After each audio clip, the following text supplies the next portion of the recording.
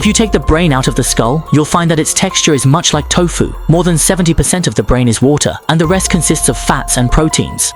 This makes it feel like soft jelly to the touch. It's really hard to imagine that such a lump of flesh can actually produce thoughts. As the source of consciousness, the brain contains about 100 billion neurons, a number that even exceeds the number of stars in the Milky Way.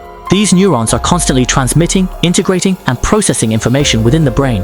This enables us to perform important functions such as learning, thinking, and behaving.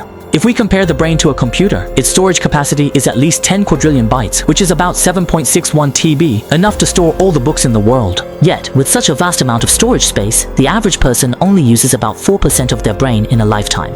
Even Einstein, who is recognized as a genius worldwide, only used about 10% of his brain. This is because the brain stores information through the activity of neurons, and the transmission between neurons relies on weak bioelectric currents. When the brain is thinking, neurons become active, and this heightened activity causes the transmission of bioelectric currents to become faster and more concentrated, which in turn raises the temperature in certain areas of the brain. If the amount of information is large enough, the brain may experience a crash. This is a self-protection mechanism of the brain. So when you really want to quickly memorize certain knowledge, but no matter how hard you try, nothing seems to stick and your brain just feels foggy, it means your brain is already on the verge of crashing.